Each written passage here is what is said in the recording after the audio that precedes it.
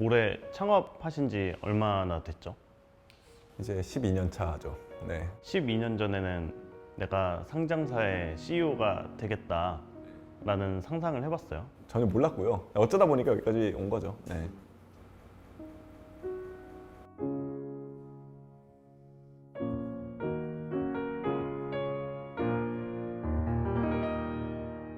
처음에 그냥 무슨 생각과 마음가짐으로 시작을 한 거예요? 이제 제가 학교를 다니면서 뭐 여러 가지 이제 고민들을 많이 했었는데 그 당시 제가 뭐 하고 살면은 나중에 죽을 때 안 후회하고 살 수 있을까 이런 고민들을 했었거든요. 제가 좋아하는 거, 잘하는 거 뭐 이런 것들을 경험을 통해서 얻은 여러 데이터들을 기반으로 저도 이제 여러 가지 꿈에 대한 고민을 했었고요. 그때 저는 내가 만든 이 IT 제품이나 서비스를 통해서 사람들의 이제 삶의 질이 좋아지는 이런 거를 추구하면서 살아보자. 그게 내가 제일 잘할 수 있고 내가 평생 좋아하면서 살 수 있는 일인 것 같다. 이런 생각을 갖게 됐고요. 그런 꿈에 맞는 커리어가 뭘까를 그 다음부터 고민을 했어요. 반대로 이제 커리어를 걸쳐갖고서 다음에 뭐가 되겠다가 아니고 궁극적으로 할 거를 찍어놓고 그 다음에 무슨 커리어를 밟아야 그 꿈을 이룰 수 있지? 이런 고민을 하면서 시작을 했었고요. 대기업에 들어가는 거, 뭐 IT 기업에 들어가는 거, 뭐 컨설팅 회사에 들어가는 거, 뭐 이런 여러 가지 막 옵션들이 있잖아요. 그런 것들을 이제 놓고 봤을 때는 사실 창업을 제외하고는 그 꿈을 직접적으로 할 수 있는 방법이 없더라고요. 아니면 너무나 오랜 시간이 걸리든지 너무나 오랜 시간이 걸림에도 불구하고 내 컨트롤 밖에 있을 수 있는 일이잖아요. 내가 회사의 의사결정권자가 된다는 건 나의 의지만으로 안 될 수도 있으니까. 그러다 보니까 내 의지로 할 수 있는 일을 하자 생각을 해서 이제 창업을 해야겠다 생각을 하게 됐었고요. 창업을 하기로 했어요. 잘한 결정인 것 같아요. 이게 되게 어려운데요. 남한테 권하지 못하겠지만 그래도 저한테는 잘 맞는 길이었다고 생각은 합니다. 네. 이게 되게 어렵고 힘든 일들 많이 있긴 하지만 그래도 이제 잘 버티면서 올 수 있었던 거는 지금 하고 있는 일 자체가 옳은 길이라고 생각하기 때문에 그거에 대한 신념으로 계속 버티면서 가는 것 같아요. 비트윈이라는 서비스가 사람들이 좋아하는 서비스가 되기까지 좀 몇 년 정도 걸렸다고 볼 수 있죠? 그러니까 처음 창업을 시작해서. 되게 일찍 잘 됐어요. 한 1년? 1년 정도 저희가 그 1년 동안 아이템을 한 3개 정도 런칭을 했었거든요. 그 첫 번째 게 이제 뉴스 크리에이션 앱이었고 두 번째가 이제 어린이들을 위한 인터랙티브 이북 서비스였고 그다음에 세 번째가 이제 비트윈이었는데 앞에 두 개를 이제 말아먹는 속도가 이제 굉장히 빨랐던 거죠. 6개월 만에 이제 두 개 실패하고 비트윈이 나왔을 때가 제가 창업하고 나서 한 10개월 뒤 정도였던 것 같아요. 네. 공동 창업자들은 어떻게 구성을 했고 이게 실패를 하면서 어떻게 잘 끌고 갈 수 있었어요? 저는 그 창업을 해야겠다라는 생각을 먹은 이유로 그 창업 스터디하는 모임부터 시작을 했거든요. 그래서 그때 이제 뭐 열심히 뭐 공모전도 나가고 우리가 어떤 뭐 사회적 기업도 뭐 도와주는 프로젝트 좀 내부적으로 해보기도 하고 내부 스터디에서 발표도 하고 이런 여러 가지 일들을 많이 했었는데 그러다 보니까 그 당시에 막 지지고 볶고를 되게 이미 많이 했었고요, 창업 전에. 그러면서 좀 똘똘 뭉칠 수 있는 그런 창업 멤버를 그 당시에 잘 구성이 이미 되어 있었던 것 같고 그러다 보니까 우리가 새롭게 뭔가를 시작하고 아이템을 만들어서 시장에 제출해보고 실패하고 하는 과정에서 뭐 싸우고 이럴 일들이 별로 없었어요. 실패했으면은 다음 거를 빨리 시도해보고 그 다음 거가 실패하면 그 다음 거 시도해보고 하는 이 과정의 사이클 자체가 이미 그 전에 좀 여러 가지 전후회를 다져왔던 순간들이 있었기 때문에 좀 빨리빨리 넘어갈 수 있었던 것 같고요. 그리고 사실 실패하더라도 창업하고 한 초기 2년 정도는 정말 소위 말해서 뭐 맞은 것처럼 정말 미친 듯이 일할 수 있는 그런 순간들인 것 같거든요.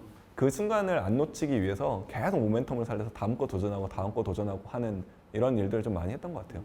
여러 가지 사업 아이템을 하다가 뭐 비트윈에 뭐 타다에 쏘카까지 왔어요. 돌이켜 보면은 뭐 제품을 기획하거나 뭐 시장을 선정을 하거나 아니면은 뭐 사업성을 검증하거나 이런 과정에 있어서 좀 시행착오들이 있었을 것 같아요. 창업을 준비하거나 아니면은 큰 사업을 하고 싶은 사람들한테 나눌 수 있는 어떤 조언 같은 게 있을까요? 그러니까 사실 그 제품을 기획하는 거에 있어서 저는 제일 중요하게 생각하는 거는 문제를 어떻게 정해야 하느냐인 것 같거든요.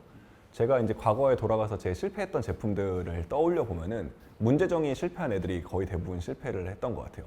대체 이 제품이 시장에서 무슨 가치를 주고 사용자들이 왜 써야 되는지에 대해서 명확하게 굉장히 뾰족하게 그 이유를 제시하지 못했던 애들은 대부분 실패를 했고 제시를 못했던 가장 중요한 이유는 뭐가 문제인지를 잘 정의를 못해서인 것 같거든요. 정확한 문제 정의를 하는 게 저는 사업 아이템을 만드는 데 있어서 제일 중요하다고 사실 생각은 하고요. 문제 정의만 잘 되고 나면은 그 문제를 풀기 위한 솔루션들은 다양한 방식으로 좀 시도를 해보면서 그 방식을 찾을 수밖에 없고 그건 시장에 내봐야지만 아는 거긴 하지만요. 잘 정의된 문제는 솔루션 A든 B든 C든 결국에 솔루션을 만나게 됐을 때는 그 폭발력이 엄청나게 크기 때문에 그를 통해서 성장할 수 있는 가능성이 엄청 많이 열리는 것 같거든요. 그렇기 때문에 내가 꼭 하고 싶은 게 있을 때는 시장에서 갖고 있는 그 문제점이 뭔지에 대한 것들을 깊게 고민을 해서 진짜 이 문제점들은 나 외에도 굉장히 많은 다수가 고통받고 힘들어하는 문제다라는 것에 대해서 충분한 그 고찰을 하게 되면은 거기서부터 좋은 제품이 나오기 시작하는 것 같아요. 그 뉴스 큐레이션 서비스도 한번 했었죠. 그게 되게 많은 창업가들이 한 번씩 시도해보고 망하는 문제인 것 같아요.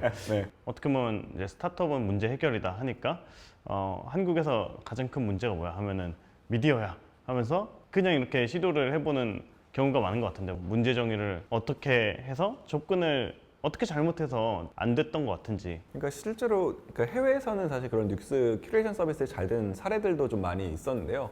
그 당시에 이제 제가 그 잘못 파악했던 거는 이제 과거 같은 경우에는 포탈이 있고 포탈에다가 이제 언론사들이 사실 기사들을 제공을 하는 게 되게 일반적인 모습이고 그게 현재까지도 이어져 오고 있잖아요. 그렇기 때문에 사실 모바일로 전환되면서는 그 시장이 있을 거라고 저는 생각을 했었는데 실제로는 모바일로 이게 가속화되는 그 타이밍에는 오히려 언론사들이 오히려 자신들이 그 헤게모니를 다시 가져오기 위한 노력들을 되게 많이 하던 타이밍이었어서 실제로 그런 컨텐츠를 수급받는 거에 있어서 굉장히 어렵더라고요. 게다가 이제 저는 사실 그때 당시에 막 창업한 20대 창업자였기 때문에 제가 그 언론사들을 만나갖고 컨텐츠를 달라고 했을 때 정말 씨알도 안 먹히는 거죠. 시장에서 한국이라는 특수성이 갖고 있던 그 상황, 그다음에 언론사들의 페인 포인트, 그다음에 제가 갖고 있는 역량을 다 잘못 판단했기 때문에 그 제품이 잘 굴러가지 못했던 것 같아요. 그렇기 때문에 시장에 대한 문제 정의를 함에 있어서 소비자 사이드의 문제 정의하는 것도 되게 중요하기도 한데요.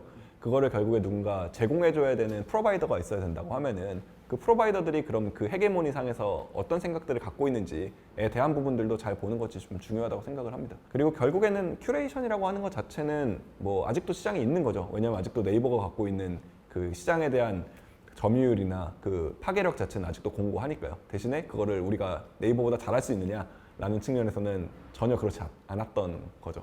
네. 이게 뭐 돌이켜 보면은 좀 가장 크게 많이 삽질했던 거 그런 게 있다면 어떤 게 있을까요? 뭐 여러 아이템 시도해봤던 것들 되게 많이 있는데요. 뭐 사실 태블릿 PC 시장 저는 되게 크게 열릴 거라고 생각하고 거기에서 이런 뉴스 큐레이션 앱도 사실 태블릿 PC용으로 먼저 낸 거거든요.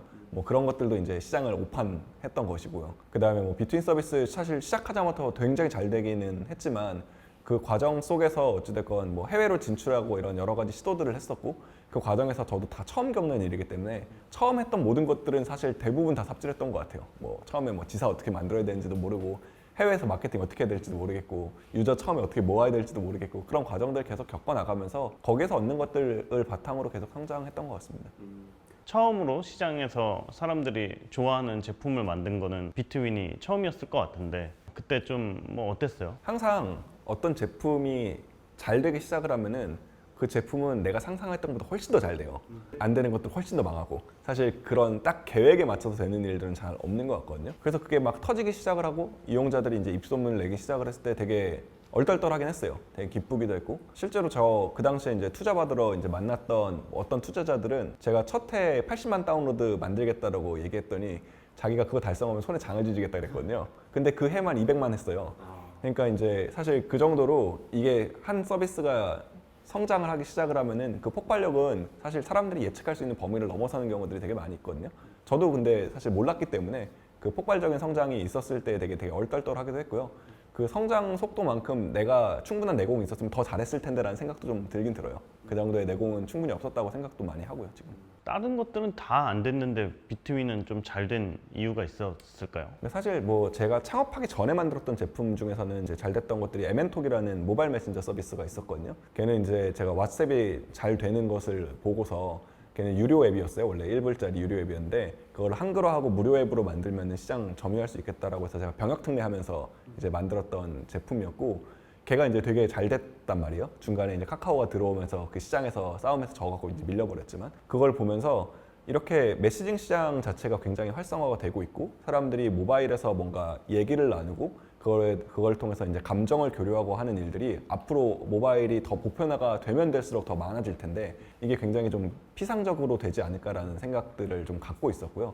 그러다 보니까 사용자들이 어떤 방식으로 이 서비스를 쓰는지를 봤을 때 당시에는 모바일 메신저가 되게 여러 개가 막 우후죽순 나오고 있었거든요. 그래서 카카오톡은 보통 사람들이랑 다 쓰고 다른 메신저 하나를 따로 떼갖고 뭐 그 당시에 있었던 마이피플이든 뭐 틱톡이든 이런 서비스들을 자기 여자친구는 남자친구랑만 쓰는 패턴들을 보게 됐어요. 그래서 이거를 공간을 분리시키고 싶어하는 사람들의 니즈가 시장에 이미 존재하는구나 라는 생각을 갖고서 이제 비트윈이라는 서비스를 개발을 하기 시작을 했거든요. 가장 큰 차이점은 과거에 실패했던 제품들은 이용자들이 시장에서 뭘 원하는지에 대한 것들을 제 상상을 갖고서만 생각을 했고 그 페인 포인트가 실제로 크지 않았는데 그걸 눈으로 보고 사람들이 직접적으로 그걸 해결해주는 서비스가 없기 때문에 간접적인 방법으로 그 문제를 해결하는 서비스를 우회적으로 쓰고 있는 경우들이 있단 말이죠. 그런 것들을 캐치해내게 되면은 그로부터 파괴적인 성장을 할 수 있게끔 그 사람들의 니즈에 딱 맞는 제품이 탄생하기도 하는 것 같아요.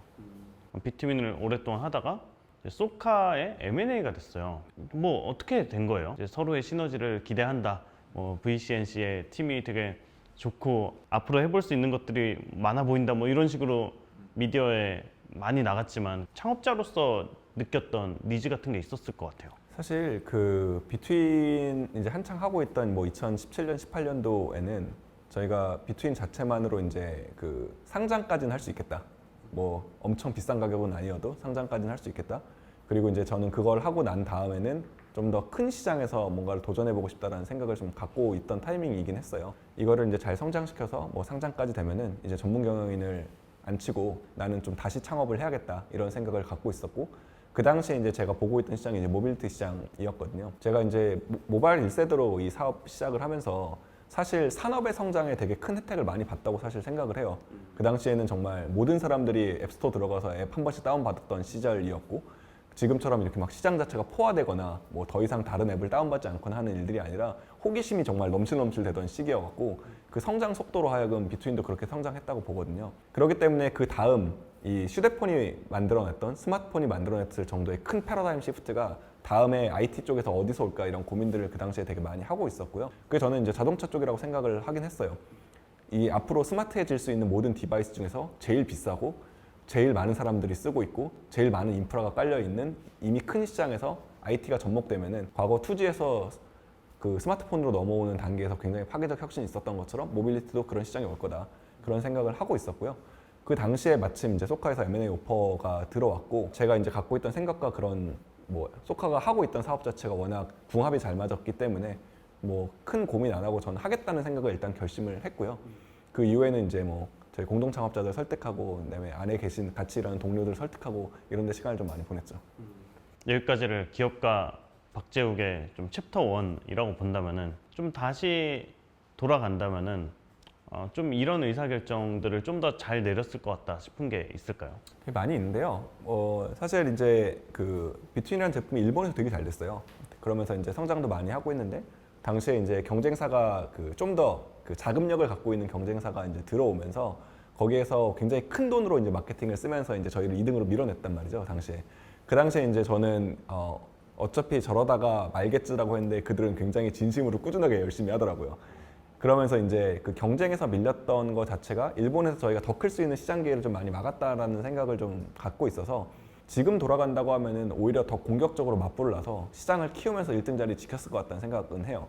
그래서 그 당시에는 어떻게 하면은 공격적으로 이 시장을 키울 수 있는지 그다음에 경쟁 관계에 있어서 어떤 방식으로 시장에서 위너가 될 수 있는지 이런 것들에 대해서 좀 미숙했다고 생각을 하고요. 지금 돌아가면은 제일 해보고 싶은 거는 그 당시에 일본 시장에서 1등 자리 안 뺏기도록 같이 맞불 놓으면서 시장 파이 더 키우는 거 그런 것들은 좀 해보고 싶다는 생각 좀 듭니다. 어떻게 보면 잠시 안일했었다라고 볼 수도 있는 건가요? 많이 안일했었고 그 다음에 그 너무 오가닉하게 잘 성장했던 제품이었기 때문에 마케팅이라고 하는 그 펑션이 갖고 있는 힘을 제가 좀 어찌 보면 잘 모르고 무지하고 좀 무시했던 것 같아요. 그게 실제로 뭐 자본을 가지고서 만들 수 있는 시장의 파이와 그 임팩트의 크기에 대한 것들을 어찌 보면 좀 관가하고 있었던 거죠. 좀 더 이렇게 투자를 받아서 지금 이렇게 큰 자본을 들고 들어오는 사람이 있으니까 그래도 우리가 1등이니까 괜찮겠지 뭐 라고 해석하기보다 이거는 시장을 키우면서 이제 더 성장할 수 있는 기회다라고 인식을 했어야 됐던 거네요. 네, 그게 맞았었을 거라고 생각해요. 지금도 이제 그때를 돌이켜 보면 좀 후회되는 순간이고요. 제가 그 회사 경험해 오면서 가장 잘못한 의사결정 이지 않나 생각도 합니다. 그 회사 많이 컸어요. 근데 그 회사는 그렇게 원래 데이팅 서비스를 크게 하고 있던 회사였고요. 그걸 이제 그 비트윈 같은 똑같은 서비스 카피캣을 만들어서 이제 그런 시너지를 내면서 가는 회사였는데 결국에 이제 매치닷컴이 이제 인수를 했고요. 그 과정에서는 조금 더 머니타이즈가 잘 되는 데이팅 서비스만 남기고 그 커플 서비스는 이제 지금은 종료한 걸로 알고 있습니다. 와, 매치닷컴 진짜 대단한 회사인 것 같아요. 그럼요. 네.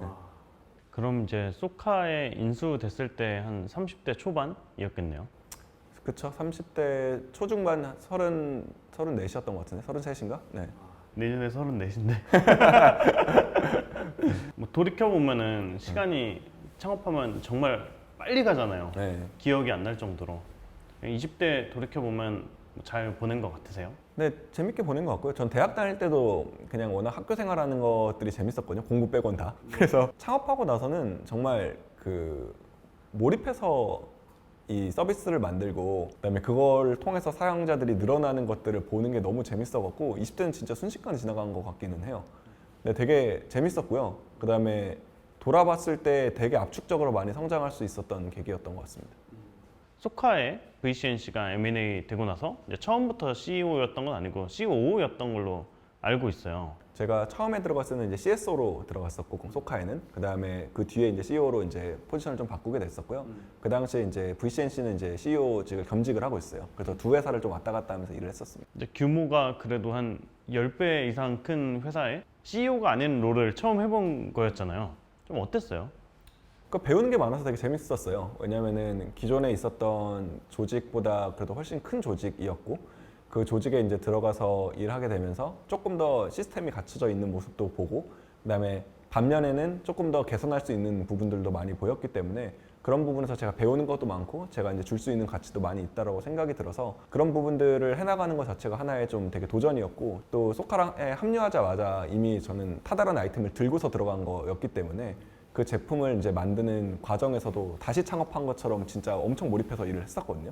그래서 그런 것들도 되게 재밌어요. 한쪽에서는 창업하는 기분으로 새로운 아이템 만들고 한쪽에서는 기존에 잘 쌓아왔던 비즈니스에 대한 스터디도 하고 여기에서 저는 되게 재밌게 압축적으로 시간 보냈던 것 같습니다. 아, 타다를 원래 아이템으로 갖고 있었던 거였군요. 네, 그래서 이제 소카에 합류하자마자 바로 만들었기 때문에 그래서 이제 저희가 소카에 합류하고 3개월 뒤에 출시를 할 수 있었던 게 그 전부터 이제 제 머릿속에 구상이 되어 있었어서 그에 대해서 이제 좀 어느 정도 작업을 하고 그 다음에 어떤 방식으로 설계하고 만들어야겠다라는 생각들은 갖고 있었던 거죠. 이건 좀 다른 질문이긴 한데 스타트업에게 시장이 얼마나 중요해요? 사실 시장은 정말 대단히 중요하다고 생각을 해요. 왜냐하면 저는 이 모빌티 산업에 이제 지금 있는 사람으로서 이 시장이 갖고 있는 크기가 너무 무궁무진하게 크기 때문에 옆에만 돌아봐도 하고 싶은 그다음에 할 수 있을 것 같은 사업의 영역이 계속적으로 확장적으로 눈에 보이거든요. 그런 것 자체가 큰 시장에 도전하고 있는 거에 대한 약간 좀 즐거움이라고 보면 될 것 같고요. 제가 비트윈 서비스를 하면서는 제일 좀 답답했던 부분들이 이 성장을 하는 과정에서 그 다음 것들을 만들어 나가고 확장해 나가는 것들에 대해서 조금씩 한계가 보이기 시작을 하고 그걸 통해서 우리가 완전히 다른 섹터를 고민해야 될 정도의 생각들을 계속적으로 하게 되는 모습들을 보면서 내가 다음번에 창업을 하면 다음번에 뭔가 새로운 아이템을 도전을 하면은 정말 캡이 없을 것 같은 무궁무진하게 큰 시장에 도전을 해야겠다 이런 생각들을 좀 했었거든요. 그런 면에서는 좀 어느 정도 성숙기에 올라와 있는 회사 입장에서는 그런 시장에 대한 고민을 안 할 정도의 사이즈를 갖고 있는 시장을 도전하는 거는 되게 좀 중요한 이슈 중에 하나인 것 같아요.